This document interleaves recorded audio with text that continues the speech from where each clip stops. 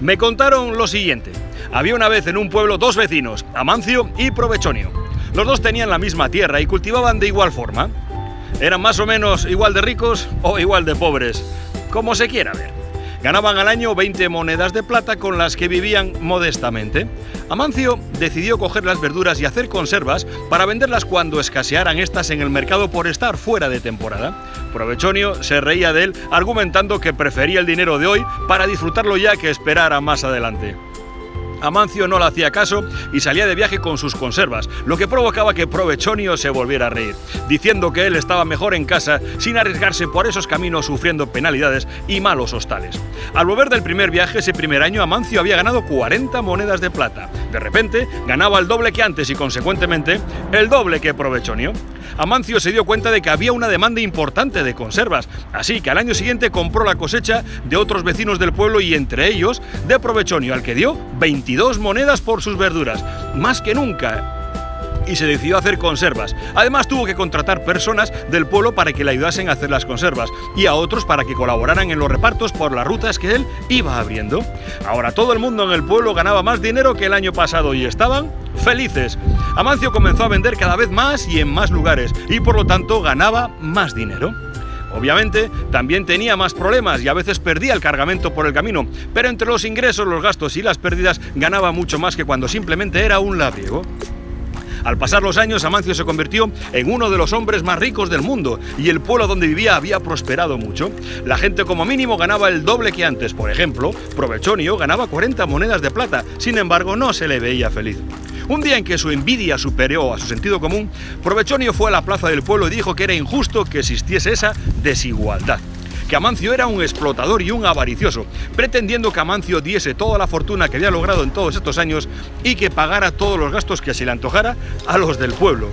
El gran argumento que esgrimía era que la riqueza de Amancio era mayor que la de todos los del pueblo juntos. A lo que la gente se llevaba las manos a la cabeza. La envidia se extiende entre los envidiosos como el fuego en verano, y que desde que estaba Amancio la desigualdad había crecido en el pueblo.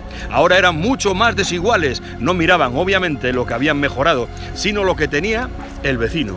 Amancio de forma generosa daba conferencias en el pueblo, instando a que la gente a recorrer el mismo camino que él, asegurándoles que en sus muchos viajes por el mundo se había dado cuenta de que estaba lleno de oportunidades, esperando a que la gente las aprovechara, y que igual que él había hecho sin ser más listo que los demás, cualquier otro podría hacer.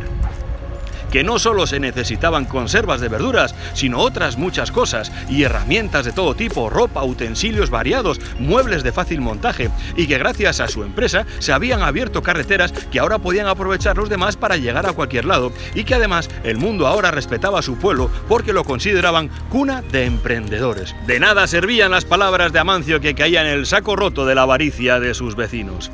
Nadie quería hacerse su propia fortuna y arriesgar su cómoda seguridad de todos los meses. Querían la fortuna de Amancio. La gente solo veía ya sus 40 o 50 monedas comparadas con las miles que tenía Amancio.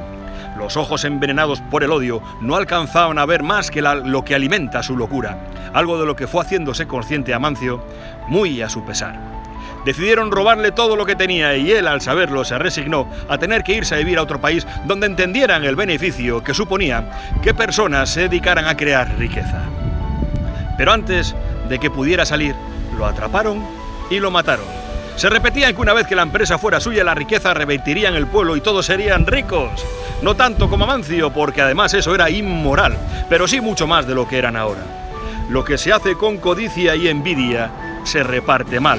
Los del pueblo, como auténticos saqueadores, se aprestaron a coger a todo aquello que pudieron de Amancio. Unos se apropiaban de una parte de la empresa, otros de la otra. Unos le robaban los muebles, otros el coche, uno se llevó un camión y así hasta desvalijarlo todo.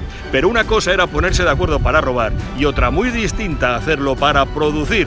Así que cada uno pretendía que la parte de la empresa de la que se habían apoderado era la más importante y por ello debían recibir mayor porcentaje de los beneficios. Todos se llamaban entre sí avariciosos y codiciosos y no había peor insulto que decirle a alguien que era como Amancio. Las pretensiones de los vecinos pasaron a ser pura usura, mientras que las de uno eran completamente legítimas.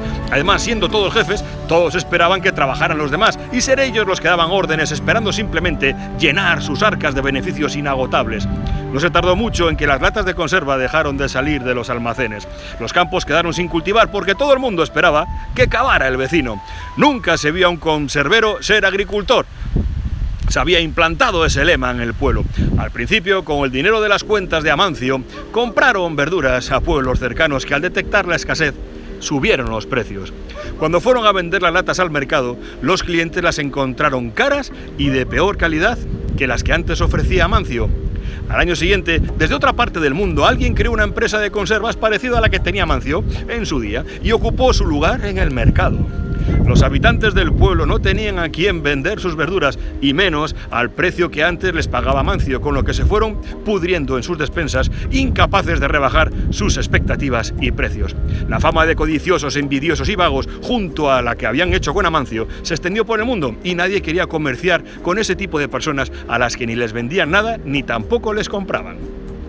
Cuando la pobreza era extrema, surgieron las envidias entre ellos porque no todos tenían lo mismo. Unos, dentro del desorden, habían administrado mejor sus recursos que los otros, así que el que tenía poco más que los demás inmediatamente era asaltado, robado y matado por sus vecinos, con lo que nadie trabajaba y producía, porque el que lo hacía se arriesgaba a morir. Cada vez eran más pobres y cada vez se odiaban más entre sí.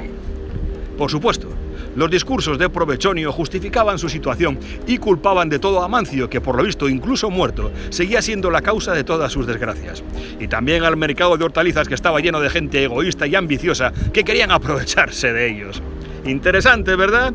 Este será el mundo al que os tengáis que enfrentar. Cualquier avance en vuestros respectivos campos será contemplado con recelo. Hay que aprender a nadar entre tiburones, primero hasta que se tenga la suficiente fuerza, no llamando la atención del resto, luego provocándoles innecesariamente y por último, siendo más inteligente que ellos si se produce un ataque. Ahí os lo dejo, que la fuerza del cuento os acompañe, bromeó para terminar. Gran historia del libro Story Coaching de Fernando Salinero. Una gran reflexión esa de que hay que aprender a nadar entre tiburones. Espero tu comentario y si te ha gustado puedes compartirlo y suscribirte. Pero para así seguir en esta gran aventura somos unos inquebrantables, por supuesto unos invencibles. Levántate siempre y por supuesto cree en ti. En el camino, pásatelo pirata, que nos vemos en los bares. ¡Chao, familia!